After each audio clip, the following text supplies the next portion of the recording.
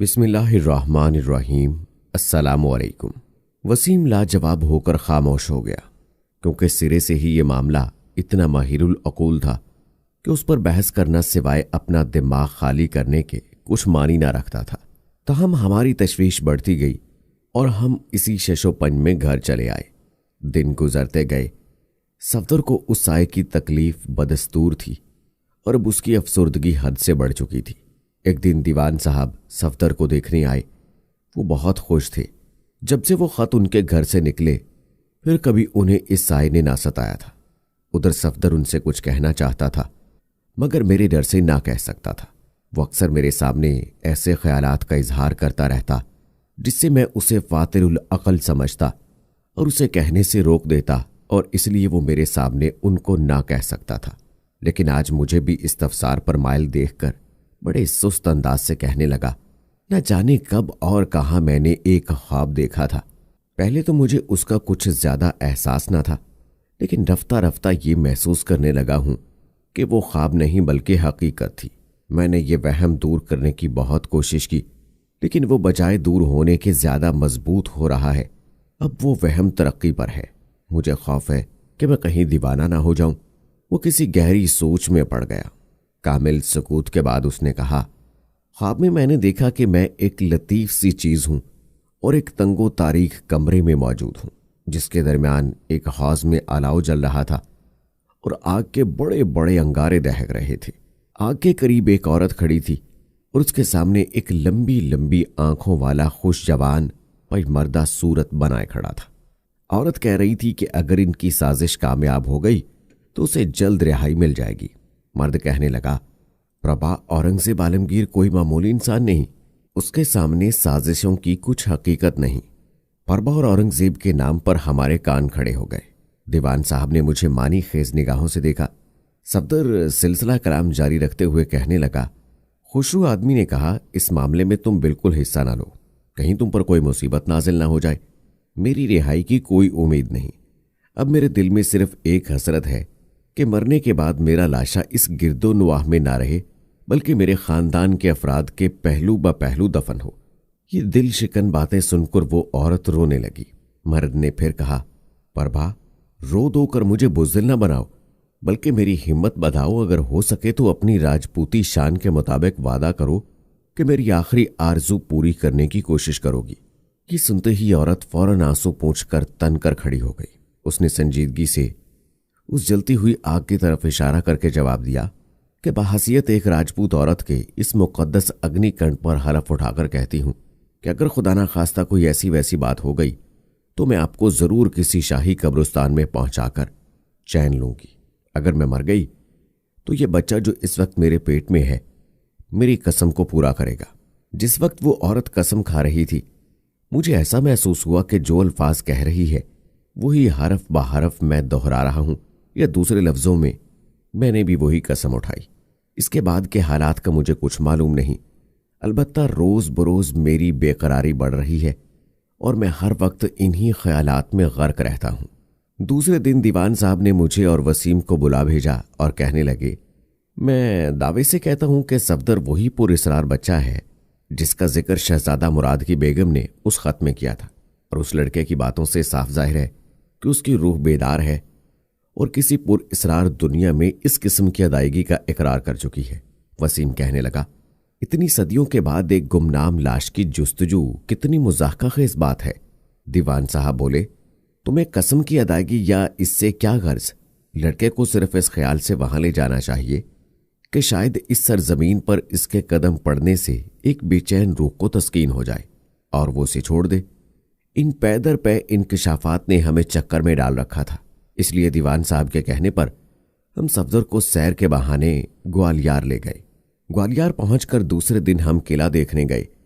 जमाने कदीम की सनत व अजायबात देखते हुए उस अजीमुशान मुद्दे पर चढ़ गए।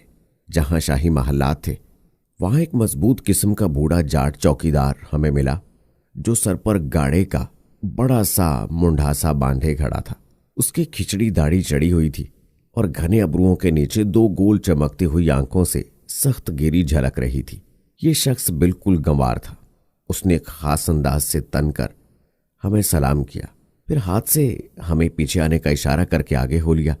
वो कई एक जीने और भूल भुलैया तय करता हुआ हमें एक वसी सहन में ले गया, जिसके इर्द गिर्द बड़े बड़े फराख तालान मूर्ति नुमा सतूनों पर खड़े थे।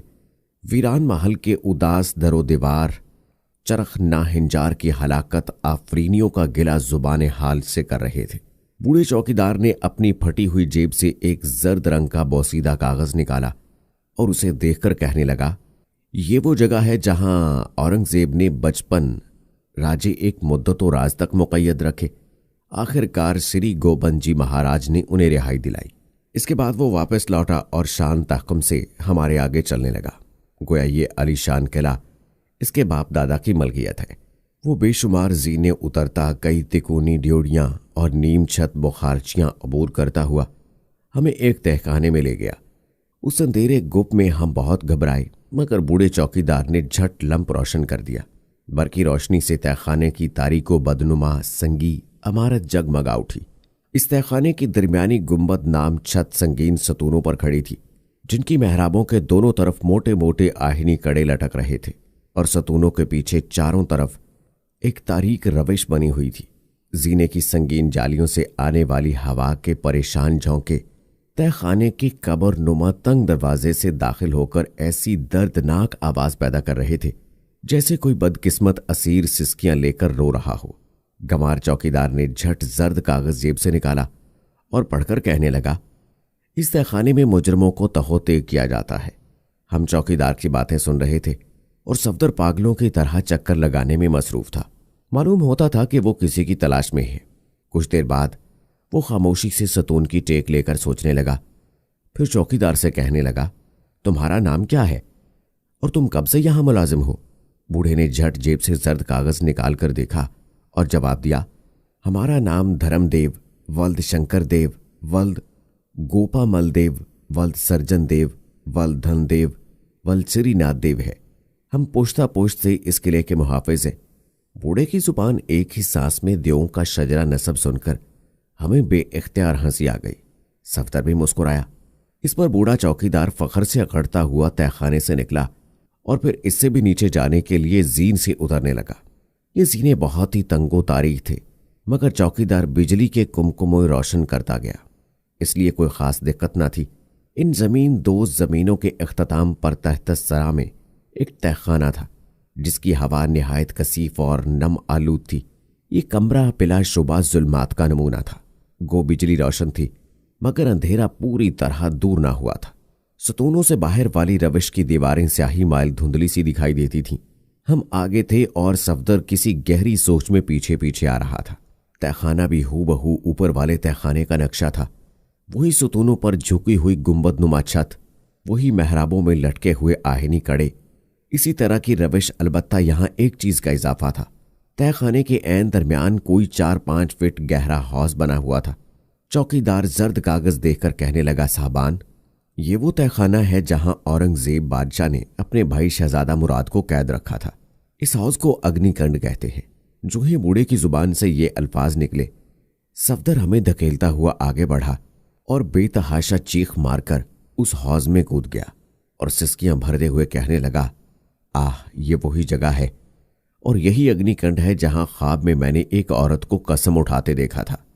बहुत देर तक वो इस तहखाने में दीवाना वार फिरता रहा।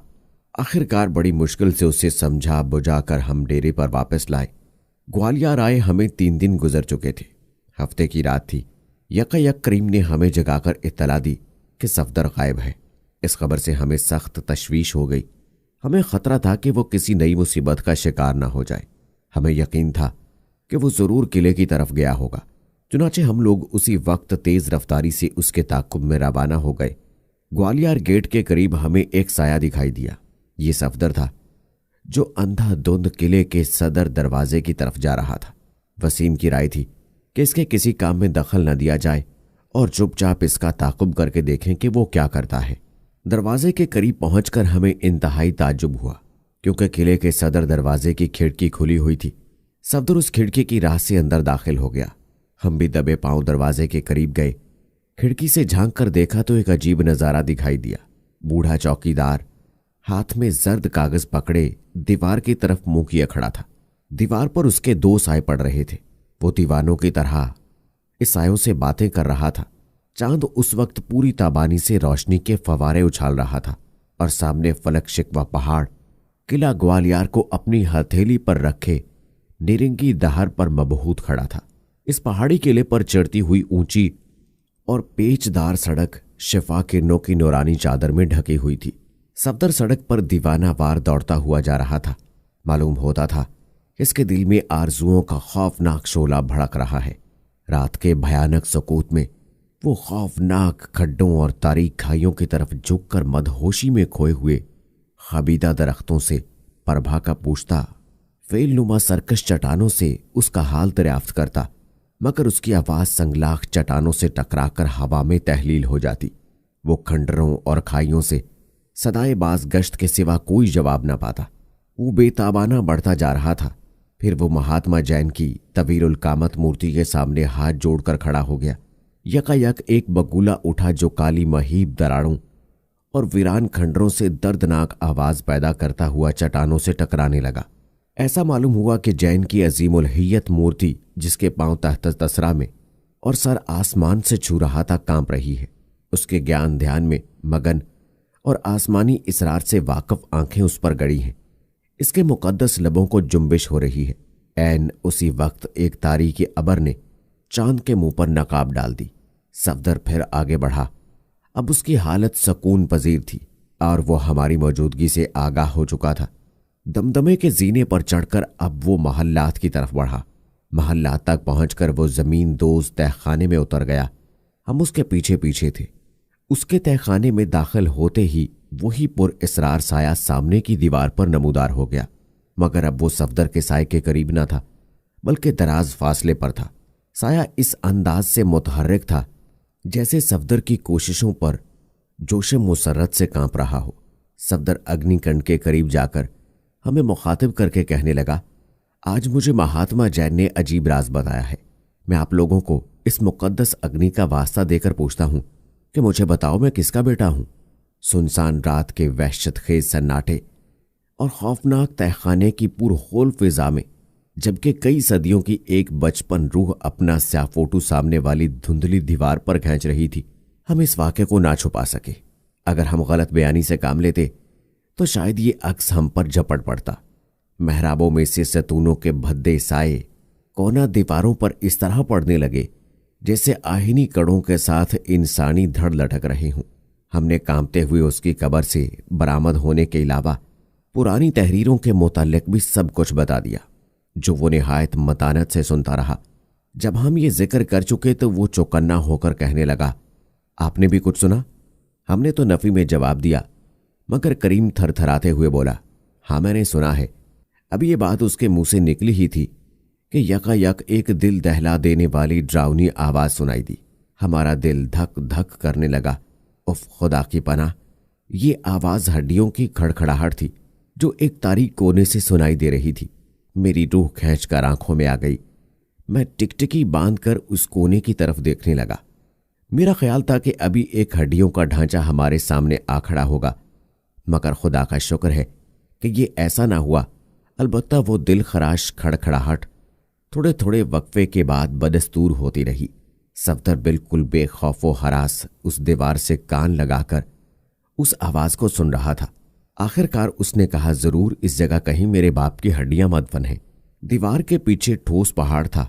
उसने दरीचा नुमा डेवड़ी की तरफ, जो दीवार थोड़ा सा हिस्सा खाली था, जाकर देखना शुरू किया।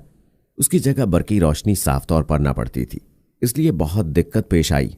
आखिरी बड़ी मुश्किल से उसे दीवार में एक छोटे से दरवाजे की डाट नजर आई, जो बाद में पत्थरों से चीन दी गई। इस डाट का दरमियानी हिस्सा बजाकर देखने से खोखला मालूम होता था। सफदर ने करीम से इसका शिकारी चाकू लेकर पथरीली दीवार खोदना शुरू की और घंटा भर की लगातार कोशिश से एक पथरीली ईंट निकालने में कामयाब हो गया। इसके बाद वो इस सुराख में हाथ डालकर ईंटों को जोर जोर से उखाड़ने लगा। उसका ख्याल सही निकला। यहां किसी जमाने में एक अलमारी बनी हुई थी जिसका दरवाजा ड्योड़ी में था। जब दीवार में काफी सुराख हो गया तो हम भी इस काम में उसका हाथ बटाने लगे और मुसलसल मेहनत के बाद हमने वो चिनी हुई डाट पूरी खोल के रख दी। ये एक अलमारी का खाना था जिसमें इंसानी हड्डियों का एक ढांचा था। सफदर इस ढांचे के करीब दो जानों बैठकर दुआ करने लगा। हम भी इसके साथ दुआ में शामिल थे। गोया ये एक बदनसीब ताजदार की नमाज़े जनाजा थी जो 3 सदियों के बाद 4 आदमियों ने पाताल की गहराइयों में निहायत बेसरो सामानी से अदा की। दुआ के बाद वो हड्डियों को बोसा देकर उठा और गुलोगीर आवाज में कहने लगा, अब इन मुकद्दस हड्डियों को यहां से किस तरह ले जाएं? करीम ने अपना कंबल जमीन पर फैला दिया जिसमें सब हड्डियां इकट्ठी करके बांध ली गईं। हम तहखाने से निकलकर बसर तमाम पहाड़ी रास्ता अबूर करके नीचे सदर दरवाजे के करीब पहुंचे। बूढ़ा चौकीदार अभी तक इसी तरह सायों से बातें कर रहा था। हम चुपचाप बाहर निकल आए। इस वाक़े के बाद दूसरे दिन हम फिर एक दफा सिकंदरा आए, क्योंकि इस फकीर की मदद से इन हड्डियों को वहां ठिकाने लगाना आसान था। चुनाचे ऐसा हुआ, रात के वक्त जबकि आसमान तारीक बादलों से घिरा हुआ था, हवा किसी नाशाद की शुई बख्त पर ठंडी सांसें भर रही थी। ऐसा मालूम होता था कि सदियों से महवे आराम शाही खानदान की रूहें अपने एक फर्द की आमद के इंतजार में चश्मे शौक वाकिए पुरानी कब्रों से झांक रही हैं। हम उन हड्डियों को कफन में बांधकर वहां ले गए। बूढ़ा फकीर और करीम हमारा इंतजार कर रहे थे। उन्होंने कब्रिस्तान में घड़ा खोद रखा था जहां इस गुमनाम ताजदार की पामाल शुदा हड्डियों को दबा दिया गया। सफदर ने अपनी मां की शिकस्ता कब्र भी देखी। इसकी हालत देखकर वो बहुत आरजदा हुआ। मैंने फौरन उसकी मुरम्मत का इंतजाम कर दिया। दूसरे दिन शाम तक मुरम्मत हो गई। शाम के करीब हम उसे वापस लाए तो वो बिल्कुल पागल हो चुका था। उसे बड़ी मुश्किल से सुला दिया गया, मगर आधी रात को मेरी आंख खुली तो सफदर बिस्तर पर मौजूद न था। मैंने बदहवासी से वसीम और करीम को जगाया और उसकी तलाश शुरू की। रात सख्त अंधेरी थी। हाथ पसारे कुछ समझाई न देता था। झक्कड़ के थपेड़े हमें धकेल धकेल कर पीछे हटा रहे थे। आंधी का गुबार हमारा रास्ता रोकने के दर पे था और दरख्त गैसो गजब से दोहरे होकर हमें पकड़ने को दौड़ रहे थे। हम उसकी तलाश में कब्रिस्तान की तरफ रवाना थे। सुबह तक हम सरगर्दा रहे। सुबह के वक्त एक झाड़ी के करीब हमें सफदर के पांव का एक बूट पड़ा मिला। बूट को देखकर हमें कुछ तसल्ली हुई। करीम कहने लगा, वो कहीं करीबो जवार में ही होगा और जरूर अपनी मां की कब्र पर आएगा। यहां उसका इंतजार करना चाहिए। उसकी मां की कब्र देखकर हमें बहुत हैरत हुई। इस नई बनी हुई कब्र के ऐन दरमियान एक लंबी लकीर नमूदार हो रही थी। गोया मालूम होता था कि कब्र शक होकर दोबारा मिली है। मैं गहरी सोच में पड़ गया। यकायक मेरी नजर एक अजीब चीज पर पड़ी। इंतहाई रंजो गम से मेरी चीख निकल गई। सरहाने के करीब कब्र की लकीर नमा दराज से सफदर के कोट का कोना बाहर लटक रहा था। वो वापस अपनी दुनिया में जा चुका था।